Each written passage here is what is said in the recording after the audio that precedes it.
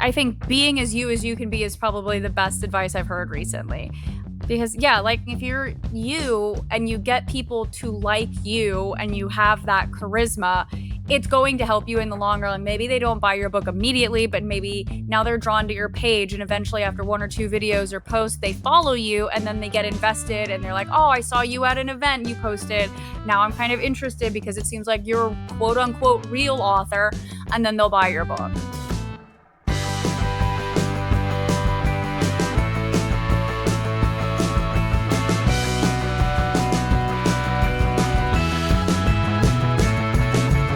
Hello, and welcome to Most Writers Are Fans, the show where we take a look behind the scenes at how creatives build careers out of their passions, one decision at a time. I'm your host, Terry Bartley. As authors, we hear it all the time. You've got to be on social media, but showing up consistently online can feel like a full-time job all on its own. Between reels, posts, trends, and engagement, it's easy to get overwhelmed or burned out before you even hit publish. When I was looking for someone to talk about how to manage all of that without losing your mind, I immediately thought of Brooklyn Quintana. I met Brooklyn at an adult book fair event in Florida, and I've been following her content ever since. She has a real gift for posting a wide variety of content, from event appearances to cover reveals, all while keeping it grounded in her work as an author. Brooklyn describes herself as a visionary fantasy author, and that's no exaggeration. She's also an artist, public speaker, and digital content creator. After walking away from an acting career, she earned a degree in creative writing and English literature, and is now deep into her debut project, the Phineas Fogg series, a 9-book fantasy epic. If you've ever stared at a blank new post window and wondered what on earth to share today, this episode is for you. So, Brooklyn, thank you so much for joining me. Whenever you first started posting about yourself and promoting content and all of that, what sort of helped you figure out how to post content, what kind of things to post, what to come up with? So, like you said, posting content is super important and integral for an author, especially these days. You have to build that digital platform.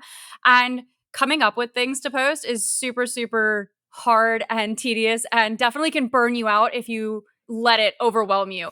And I think one of the key things that I have found really helpful in figuring out what to post and when to post and how to post is to really nail down kind of the aesthetic you want and the brand you want, because that also helps you once you figure out what your personal branding is going to be. It helps you narrow in on what kind of posts you're going to make. And then just, yeah, like you said, being consistent is key. I try so hard to at least post something on at least one social media platform a day, if not cross platforms. It's also to touch on that, it's very important to do cross-platform promotion. So I do Instagram, TikTok, YouTube. Facebook really isn't in my demographics wheelhouse. Some people like it. Some people post on Goodreads. All of these are really important things. But narrowing down what your brand is helps you figure out what your aesthetic is, helps you figure out what kind of content you're going to post, as well as figuring out the demographic for your readers or art consumers. Because if your readers are going to be like 10-year-olds, it needs to be snappy, quick, and to the point. And if they're an older audience, late teens into the adult range, you can kind of play around a little bit more. You have a bit more time to keep their focus and engage with them, and you can be a bit wordier, or your videos can go a bit longer. You could even do montages. But the key thing is, like you said, is consistency, by narrow down the brand and figure out what you're going to do, which is so much easier said than done, I realize. Yeah, so let's sort of go back to whenever you first started getting into this. How did you kind of determine your aesthetic and what you wanted to go for with your accounts? I think I was really lucky in knowing exactly who my target audience was going to be and exactly who I am as a person and an author and artist. So with my branding, nothing is really performative, because what I turn out really is who I am and the things I'm interested in and things I like. So that definitely makes it easier for me. The book covers being black and red really helped me, because there's only two, plus the gold accents into the color scheme. So it's not hard if I need to throw together a post, whether it's a video or a reel or a story or something like that, to whip something up, because I'm not editing in details and things like that into the artwork.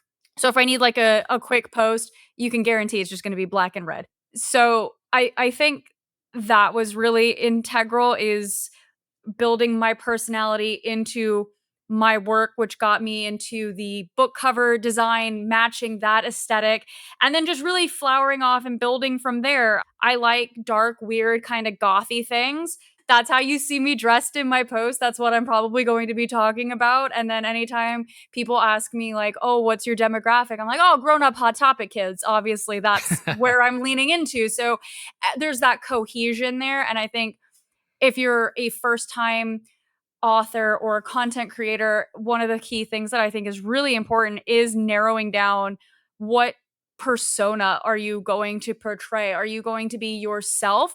I think being authentic is a lot easier because I don't have to worry about like, oh, am I coming off weird or am I saying this right? Because I'm just being me. Like I don't care. I mean, obviously I care a lot about what I'm doing. I don't care if certain people who are not interested in my work are going to find me as a person appealing because I'm like, okay, well, you're not in my wheelhouse or my demographic. So me reaching out to you and like the Lululemon girls with a hydro flask or jug or whatever they're called or a Stanley, those probably aren't the people who are reading my books. Yeah. You never know, but the clean girl aesthetic probably isn't what I need to be hitting. So I'm not worried about like my content reflecting that image. It just needs to stay consistent with the image I'm portraying, which is just myself. So the advice that I would definitely give people is to figure out who you are, or at least who you want people to think you are based on the content you're producing. I feel like as an author, there's kind of like two ways to think about promotion. On the one hand, you're an author promoting your book, and that's sort of what you're doing, and that's the point of what you're doing there, which is mostly true. The other side of it is you could sort of like try to become a content creator and make sort of like original content that could sometimes eventually tie into your book, but that's sort of not the point of it. You just want to get a following and then sort of use your platform to then promote your book. How do you sort of think of that? I think you kind of have to wear both hats to a certain degree. If you're going into being an author because you want to be famous, that's probably the wrong reason to get into this line of work because it's a rough job. It's a lot harder than you think it is to get eyes on the stuff you're producing.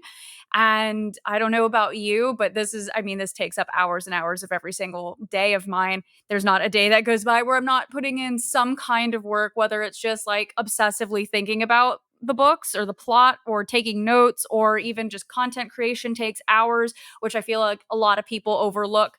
But you can't go in, I think, wanting to be an influencer if you're trying to turn out a good book, but you also can't be pretentious and very antiquated and hate technology and say that you're not going to be on any social media platforms because then you're not going to get sales in the modern day. It's unfortunately the reality of things. You kind of have to get into like booktube, book talk, bookstagram and be part of those circles.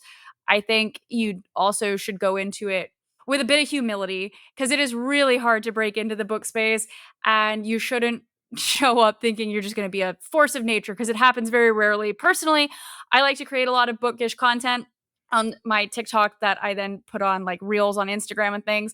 But I also do like a lot of sound bites from shows I like and somehow tie it back into life as an author or as an artist or even just like my books in general because I think it gives people who are watching not only a sense of like my personal sense of humor and my personality and an insight into like things that I would like if I use like a Schitt's Creek quote or something. Clearly that's something I'm interested in. But it engages people outside of the book audience who may be then drawn into viewing your profile and then checking out your work. And I really don't like it so much because I really wish we were back in the days where you could just be an author and that's what you had to worry about. But I think kind of cultivating, and this is such a weird way to phrase it, a cult of personality behind your work, because if people like you, they're going to support you. So, like I was just saying, I try to make sure that most of my TikToks and Instagram and YouTube somehow tie back into me being an author, but I also try to ensure that it injects a bit of my personality into there so people can like kind of get to know me and who I am and are now invested in my journey and they'll be more inclined to, follow or subscribe, repost, buy the books, things like that. Yeah, I remember I saw this quote from Hank Green one time where he said something about like the way that you become a creator is you sort of like think about what things make you unique, like what are the things about you that are interesting and how and put all those things together. Like what combination of things make you, and that's going to sort of help you find your people. Because at the end of the day, as authors, I feel like there's a thing that people overlook a lot. But like, you don't actually want everyone to read your book because you're going to get a lot of negative reviews if that happens. Exactly. But you do want your people to find your book, and you got to find your people. And I think the way to do that is to sort of be as you can, which like I this may not work for every author, but I think for both of us, it probably does. Like your writing reflects you in some way. So like usually the person you are and your values are going to be reflected in the things you're trying to say in your book, even if if your characters aren't like you, like you're probably trying to convey that message. And I think that that's something to sort of think about when you do make content. Oh, definitely. I think being as you can be is probably the best advice I've heard recently. Because yeah, like you were saying, like I was saying, if you're you and you get people to like you and you have that charisma, it's going to help you in the long run. Maybe they don't buy your book immediately, but maybe now they're drawn to your page and eventually after one or two videos or posts, they follow you and then they get invested and they're like, "Oh, I saw you at an event you posted. Now I'm kind of interested because it seems like you're a quote unquote real author," and then they'll buy your book. Yeah, it's very funny how having a physical book on a shelf at a bookstore, any bookstore, makes people think you're a real author. So you just have to find someone willing to put your book on the shelf, or then you can take a picture of it, and then people are like, "Oh, cool, you're actually an author." It's such a strange job where people will say like, "Oh, you're a real author." And it's like, you wouldn't go up to somebody in a doctor's coat and say you're a real doctor, but you see me at a book event with books and you feel compelled to tell me I really am doing the job I'm doing. And it is just the most bizarre thing. Conversely, it is also the most bizarre thing that people will come up to you and tell you how I think I could write a book or I could write a book in my spare time. And it's like, okay, but like, such a strange job that people just say the strangest things to you out in public. Yeah, I remember I had a friend who's a lawyer, and he was saying that like people would come up to him and say, "Oh, I almost went to law school," and they're like, "Oh, did you take the bar?" And he's like, and they're like, "No." "Did you apply to law school?" "No, I thought about it once." That's sort of like what I meant by. And I feel like people are the same with authors. Like they'll be like, "Oh, I almost wrote a book," and it's like, "Cool, I almost did a lot of things." I had somebody at a recent event, and this is a genuine story. I mean, if anybody is listening and needs to follow up, ask my mother. This person literally said to me, and they're like, "Well, I'm not very good with words or putting together sentences and things, but I'd like to write a book." And I was just like, "Well, okay, well, I'm not very good at math, but I'd like to be a scientist." It's such a weird thing to say to somebody. I was like, "Okay." And he's like, "Well, what advice would you give me for writing a book?" I was like, "Dude, you got to read first because I'm concerned Yeah. that you can't write sentences and you're a grown man and who only speaks English." It was like such a wild comment to hear from somebody. I was like, this is so, I can't imagine saying this to people with other jobs. Like, I think I could just do it casually. And it's like, no, it takes so much more work than you think it does. Yeah, so I'm curious what your schedule sort of looks like. Like, how far ahead do you try to plan your posts? When do you schedule them? What does that all look like for you? So for Instagram, it's usually, this is going to sound so bad. It's usually an off the cuff kind of thing or a repost from other platforms. For like YouTube shorts, I 9 out of 10 times will just post almost an identical video to what is on my TikTok. But like my long form YouTube content is specifically made for YouTube. And for TikTok, I literally will film in batches. So my dirty little secret is if you see me post a random clip from a podcast that I have been on or a book promo or teaser trailer or things like that, it's because I have run out of drafts and I need to go film more things, but I know I have to keep churning out content. If I have like an event or something, I'll use that to at least like mine out 2 or 3 videos. And then if I'm doing lip sync type things, I will literally do like 15 of them in a day and then just keep them in a drafts folder and then post them. Usually Monday through Friday, I get the best engagement. The weekend is just a crapshoot, so I don't bother with it. And then I'll post those like every other day. Yeah, it feels weird when you do it. And I'll like admit that. Like, so over the summer, I'm a teacher, so I've had the summer off. And by the summer off, I mean I was a full-time author over the summer. And one of the things I was doing was sort of like banking up content, whether it's the podcast, whether it's social media, whatever. And the thing I was doing was sort of I had like a series of like tweet prompts. So like Supergirl is going to be coming out next year, right? There's a Supergirl movie coming out next year. So I want to have some content that is relevant. And I just wrote like 6 or 7 observations I had about Superman/Supergirl that I can post later. And it sounds crazy and it feels really bizarre. But the truth is, like, coming up with this content is such a mentally strenuous thing that you don't really think about because, like, it seems so easy to post something every day, right? To come up with something every day. But it's hard to, like, Oh, do it 100%. every time. I mean, like, I at this point don't enjoy social media for what it is. I enjoy social media for what I can do with it. So it doesn't matter what platform I'm idly scrolling through when I'm not working. If I hear a soundbite or a song that I like, I will immediately tag it and be like, all right, add it to the drafts folder. We'll do something with that. And I start like my wheels start going about, okay, how can I use this for marketing? How can I relate this to the book or being an author or being an artist or a speaker? And it stops becoming a like a fun thing to engage with, to see like what are your friends up to and what are people doing and fun cat videos, and more of a, oh my god, how can I use this for my own benefit? And it does get a little stressful.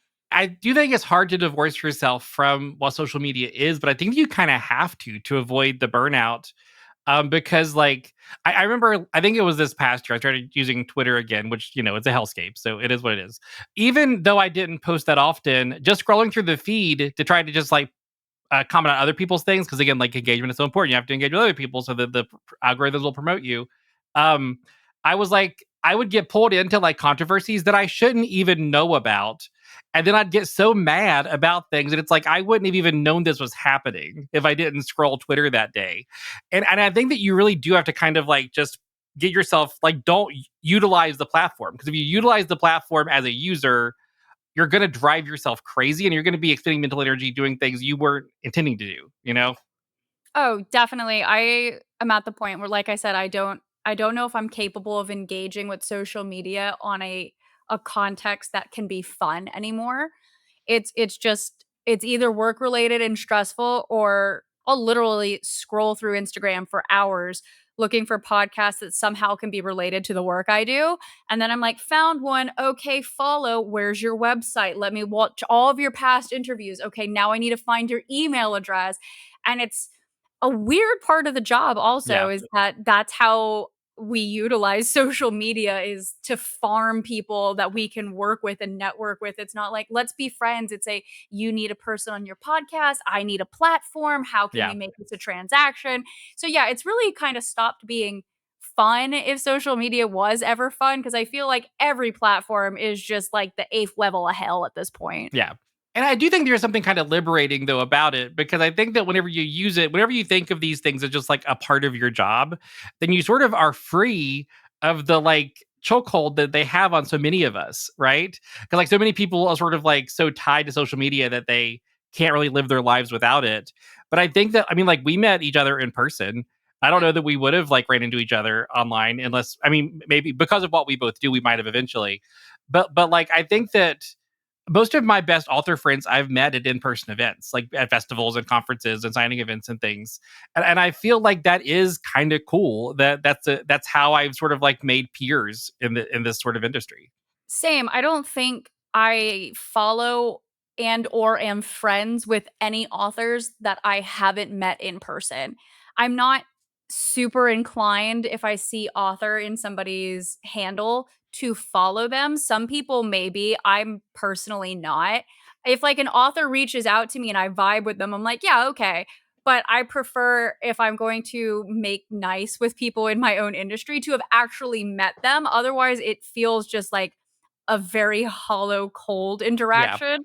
And that feeling isn't quite there when I talk to podcast people, because we don't overlap as much. That's definitely more a, you talk about books, I write books, so we're doing something together. Yeah. But if it's a, you're another fantasy author, I'm like, why are you following me? I don't know you.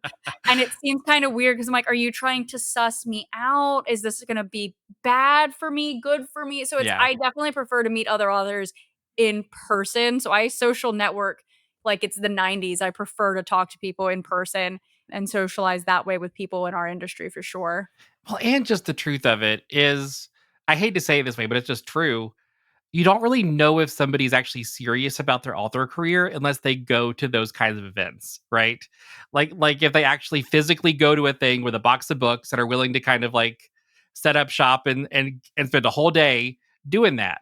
I think if you're not willing to do that, then you probably, and for the record, there's nothing wrong with being sort of like a hobbyist or sort of like having a book that you just want to say you've written a book. There's nothing wrong with that. But if there's a difference between people like us who are like trying to make this a career and you want to meet people like us whenever you're doing this, so that you have sort of like peers that you can not just like do content stuff with, but also just to kind of like confide in and be able to like empathize with, you know. Definitely. And then I think there's also a third tier of author that you meet at events. There's the hobbyist, there's, people like us who this is like, okay, this is my job. And then there's people who are like weirdly in the middle.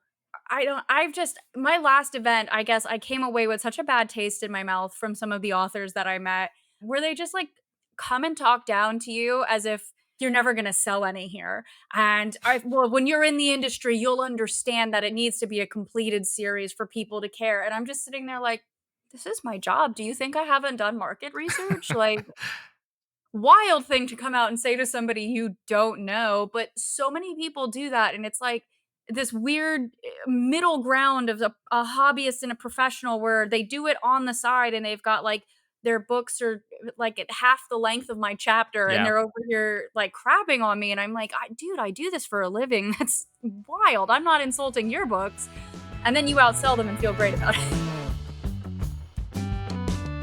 I'm sure you can tell from this conversation that Brooklyn does not need my help promoting her work. But if you are looking for a fantasy YA series about deadly magic, young royals, and a military academy that can kill you at any moment, you should probably check out the Phineas Falk series by Brooklyn Quintana. Now, back to the episode. I know this one author, and for the record, I love her. This isn't like a slam on her, but she writes like 5 books a year. I couldn't imagine. Like, that's a wild output to me, and I can't imagine what that is like. And like, admittedly, like that has to be great for content, right? Because you're constantly doing cover reveals, constantly doing releases. You've got so much like book relevant stuff that I'm sure that's great for engagement and stuff. But it's just so hard for people, especially people like us who have, giant books that we're writing. Like, it's just hard to sort of like condense yourself and also like pace yourself in such a way that it's like, I'm going to write a full book in like 3 months. Yeah, I don't know how people do that. I mean, I guess I do after meeting the unnamed man I am referring to who told me he wrote 44 books in 5 years. And then I saw his books and I'm like, well, cool. If I broke up my books, I wrote 44 books also. It would be great for engagement and definitely if they're not a series and you're diversifying your portfolio and what you're putting on the market, you're probably going to make more money quicker that way. And definitely it does work for some people. It doesn't work for me. It doesn't work for the kind of book I'm churning out. I've got 700 plus giant, books here. Pages, not 700 books, just so we're clear. 700 page giant books here that In have 5 years, 700 books. right? I'm very productive. I don't sleep. I wish. I'm like, it takes me, I think, on average, like a year and a half to turn these things out. But they're longer and they're more involved. It's not a who done it set in the city I live in where I can just like, whip out a street name and there's no lore to be built and things like that. Again, not that there's anything wrong with it. It's just a completely different genre of book. That's not the kind of book I'm writing. Yeah. That's a good question, because I think that's why people say that it's hard to promote a series, right? Because people do want a full series. Whenever you release a second book, you sort of have to go in and promote your first book again. Like, it's kind of like this weird thing you have to do. How have you kind of like navigated that? Well, this is my other dirty secret is when people ask me, I always say, well, here's like at the most recent one, I say, well, here's book 1 and book 2 and book 3 will be out later this year.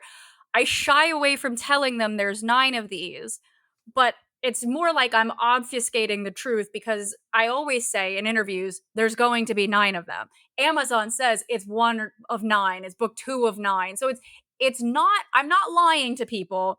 I'm just trying to not frighten them when they ask me. I'm like, yeah, this is book 1 and 2. Book 3 comes out later. Please don't ask me about how many there's going to be. And then, yeah, when I go to events and things, I always bring more copies of book 1 than book 2 because obviously a lot of people, from my experience, about 35% of people will buy book 1 and 2 together. And I always like offer, an exclusive price for in-person events where I'm like, yeah, I'll give you 1 and 2 for a slight discount. That way you can buy both of them and it'll make both of us happy. Then they're more likely to buy book 3 because they invested so much time into the first 2 books. So. Definitely. And it's like, it's going to look dumb on your shelf if you only have book 1 and book 2. I feel like that's a good tip. The thing about sort of like, and I'm going to be sort of like twist the thing you said, but the thing about like not sort of lying to people, but also kind of like understanding how to craft your message in person and at events and things.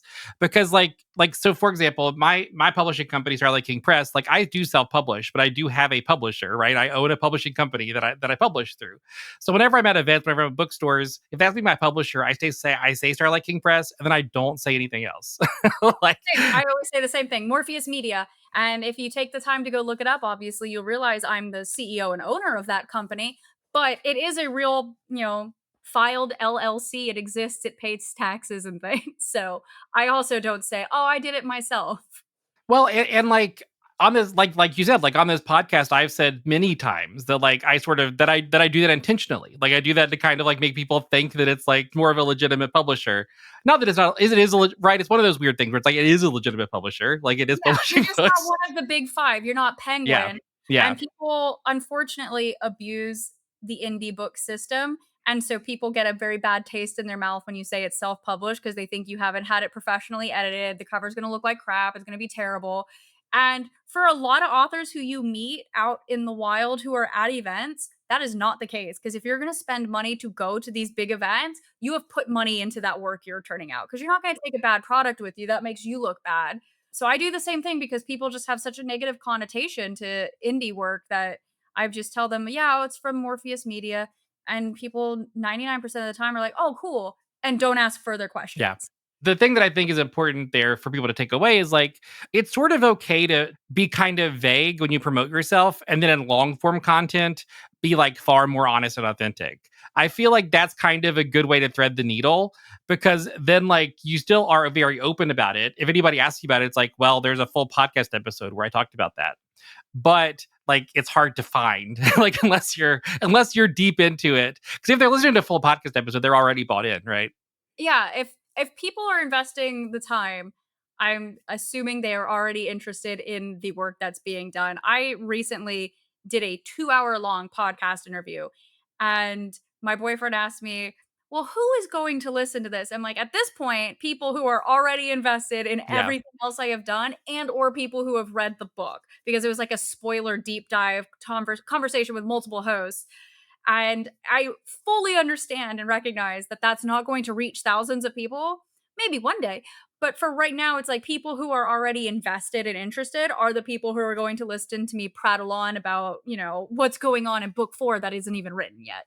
The other thing that I think is worth talking about is I think that a lot of authors want to kind of like start getting sales immediately, right? Like that's kind of like the goal, is to be profitable. How do you kind of like think about that? Do you try to do posts specifically to create sales, or are you more like I'm creating a presence that will then ultimately It's create a definitely stronger more of brand? the latter. I think when I started out, when book 1 first came out, I was of the mindset I was going to immediately sell just a ton of books and things were going to be golden. And it hasn't been until late last year and then this year where the boom really happened. And suddenly it was like, oh, wow, I am in a different playing field than I was. But that's because I've just been consistently hammering away at it. It wasn't luck. I put in tons and tons of hours doing this, a lot of research, a lot of work goes into it, a lot of reaching out to people, a lot of rejections.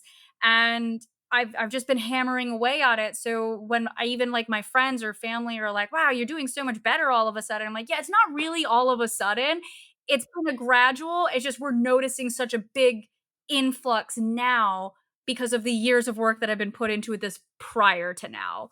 So that consistency again we're coming back to is definitely key, and I think it's more important to create that presence than to make every post an advertisement for your book. I think an advertisement for your work in general, in at least in my opinion, in my experience, has turned more profit than when I'm specifically like, here's a link to the books. Because it's like, if you don't know what it is, nobody cares. But when you start cultivating that presence and that sense of personality and charisma, people are suddenly like, "Oh, I'm very interested in what she's doing. Let me check it out." And they come back time and time again. And then that's how you get followers. And that's how people share things. And that's how you end up ultimately, again, in my experience, selling more books. Well, and I think you have to think about like what kind of person do you want to follow on social media? Like, I don't want to follow somebody who every post is them holding up their book saying, "Hey, buy this. It's a book that I wrote." And then the next post is like the same thing, but maybe in a different location. Like, that's not fun content, right? Nope. I tried that in the beginning. A lot of my older Instagram posts, you'll just see it's like my book sitting on a beach, and it's like, "You should get it. It's available here."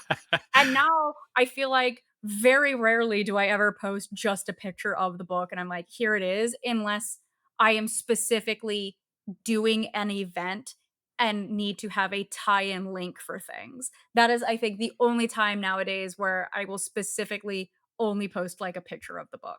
But like I said, if you see random book trailers from me, it's because I don't have any backstock videos to post and I know I need to go do something. Well, and I think that honestly, I think that's good because I think the ADHD for me. Like I just often forget to even post book like related content sometimes. Like a lot of times, like I'll post sort of like author adjacent like bookish content, and then I'll like forget to mention ever that I have a book. So I think that having some moments where you have to post about it is maybe a good thing. Yeah, I definitely. I you this is not me saying don't post books, guys. You need to remind people that you wrote a book, otherwise they're just going to think you're like a reading enthusiast, which you can be. I am, but posting books is fine. Posting them as your only post, I think, is going to turn people away from your platforms. Something that I reckon with a lot, as sort of like content creator slash author slash podcaster, is I would love to be in a position where I'm starting to make money off of social media, like so that it's just a different profit stream, right? Because like book, it's hard to be profitable as an author, like it just is. Have you sort of thought about any of that kind of stuff? Like, how do you sort of like think about that? Like, sort of like alternate profit streams, things like that. Yeah, I would definitely like to start making money off of social media to supplement everything else so I could throw it back into the business. I don't know why YouTube has been just an uphill battle and my inability to get past 785 followers or subscribers, whatever they're called there, is just insane. TikTok, on the other hand, I'm approaching 30,000 and I'm like, okay, this might be the time where I can turn this into something. I just I don't know what to do because I never thought that I was gonna be in that Yeah. position. So now I'm stuck at that point where I'm like, "Okay, I'm churning out a lot of content, people are engaging with it, but I don't know what to do from here." So now I have to go do some research and figure out how one flips the switch on that.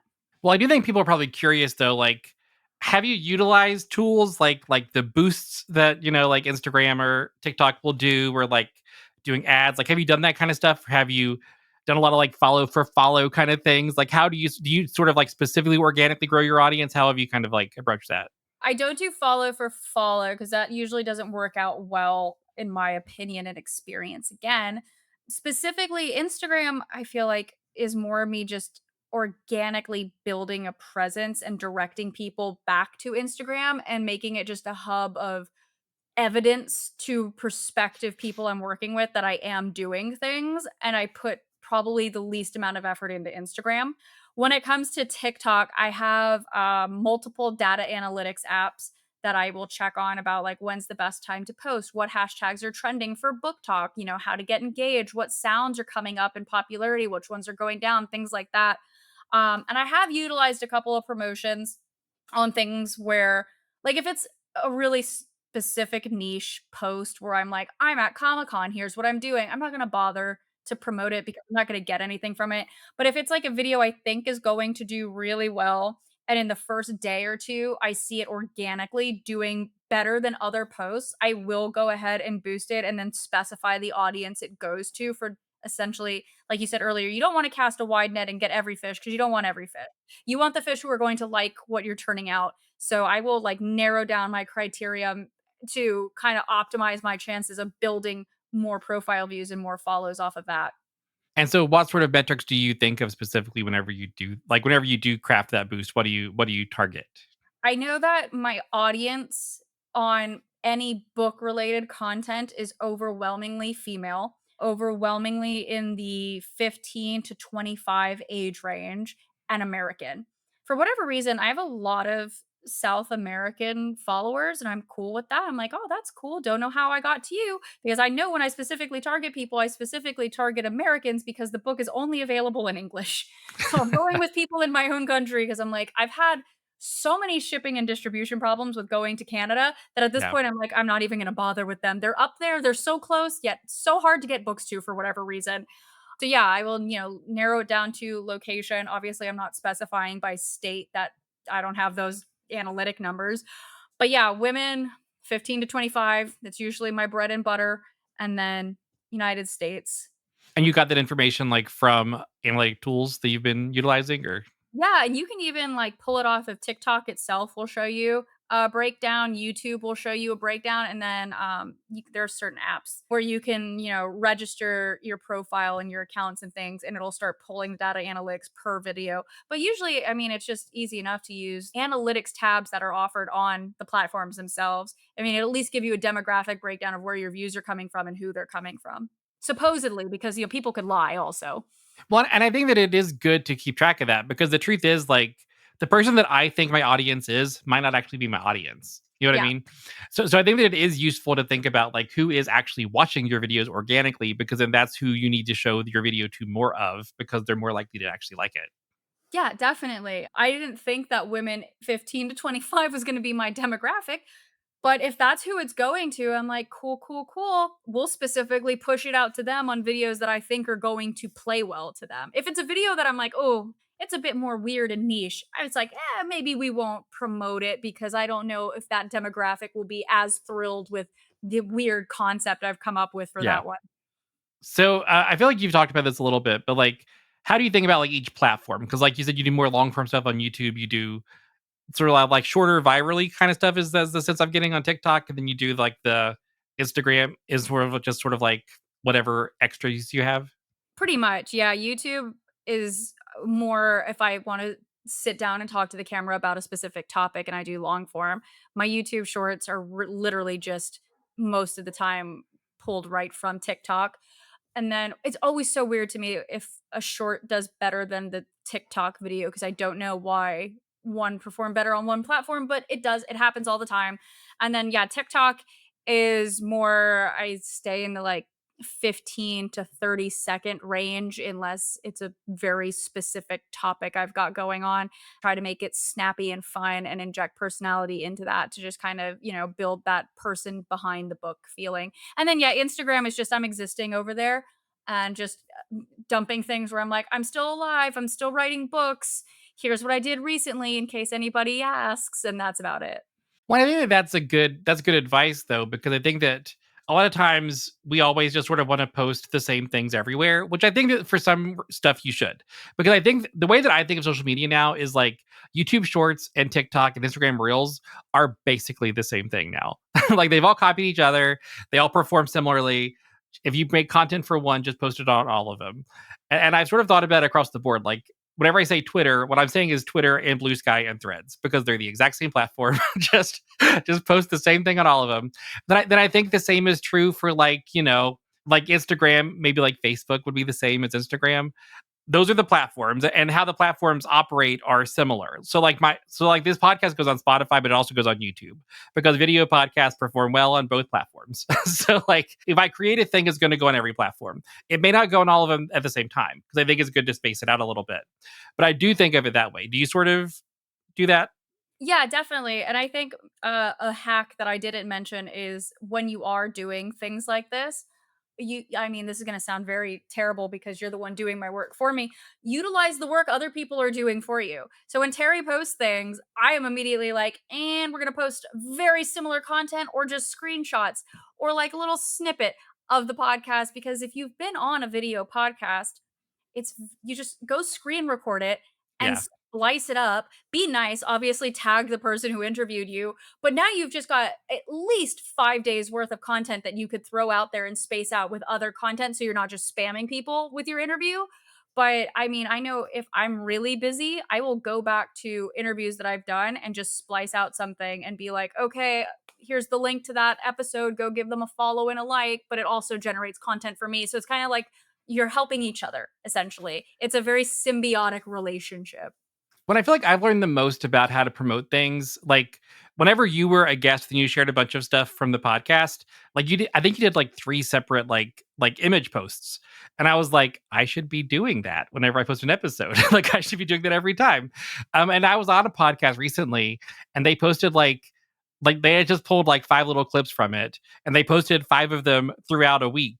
And I was like, that's not hard to do. I should be doing that. And I think that that's sort of part of it too, is kind of like participating in the ecosystem and sort of like seeing what other people do is really helpful also.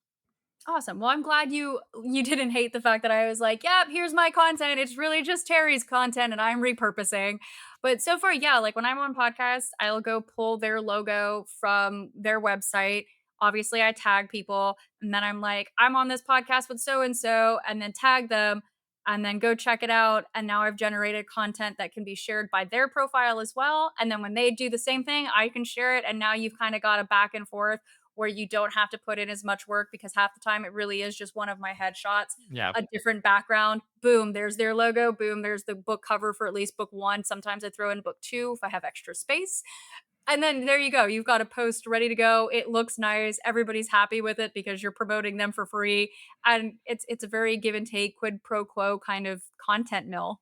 Well, and I've been on podcasts before where they'll send me an email like whenever that episode posts with like a social media post like that they've written that's like you can just copy and paste this if you want to into your social media, and like an image and then like a couple of files of like videos that are like clips from the podcast. Oh, I And love like when people do that. And then I'm like, you've saved me the time of yeah. having to go screen record things. So I think that that's a good tip for any podcasters out there. Like, do that because like it is a good way to promote your podcast. Because the truth is, usually, I mean, this is a relaunch for the podcast, right? And we're doing this as specifically as a topic to try to get people to help them with this specific topic. But I was like, the reason you have guests on is because that guest can promote it, right? That's why you have guests on is because you want other people to share your podcast. Yeah, and then the reason you tag the podcast or the guest, depending on who you are in the situation, is because you tag them, that means their audience is also going to see what you Yeah. did, and then they'll be curious if it's a good post and be like, "Okay, well, who's this person or who's this podcast?" And I have found a lot of work, weirdly enough, doing that where I've been on a podcast and now I'm following them. And then I see them post, that they worked with this person. And then I follow that person. It's like, oh, they also have a podcast. You were just on person A, so you reach out to them and can you put in a good word with podcast B for me? And now you've just booked another gig. And Yeah. that's been super helpful. So I think that that's maybe like a good place to call it, which is just like keep your eyes open, like watch what other people do, because people always say they just steal from each other, like for sure, because none of us care, right? Like you don't care if I do a post that's a similar style to a post you did, because it's a thing that you did once and you're going to throw away and maybe never do again. So like it's not like you're stealing content. Like it just shows you different formats to use, and I think you can look at every author and find that. And that's kind of like the best way that I found to consistently figure out what to post to see what other people are doing and just copy it. And with your content, obviously, don't post about their book. That's not, I mean, they'd be fine with it. Yeah. See what's working out there and just put your own little spin on it. So if people want to find more about you, Brooklyn, where should they go to do that? I am on Instagram at Brooklyn.Quintana. I am on YouTube at the Brooklyn Q. TikTok is also the Brooklyn Q, I believe. And then there's my website, brooklynquintana.com. Well, thank you so much, Brooklyn. This has been great. Yeah, thank you again for having me. It was fun to be back. If you're enjoying Most Writers Are Fans, please like, subscribe, follow on all the different things. Spotify, iTunes, YouTube, all those places is the best way to spread our show. Talk to you soon. Most Writers Are Fans is a Starlight King production. This episode was edited by Gabriel Gould. You can watch video episodes on YouTube and Spotify and subscribe on your favorite podcast app so you never miss a new conversation about the craft of storytelling. If you enjoyed this episode, please rate and review the show. It really helps us reach more writers and readers like you. To leave a comment, send a message, or even record a voice message, visit mostwritersaretfans.com or email us anytime at press@starlightkingpress.com. Thanks again for listening, and until next time, don't be afraid to tell your story.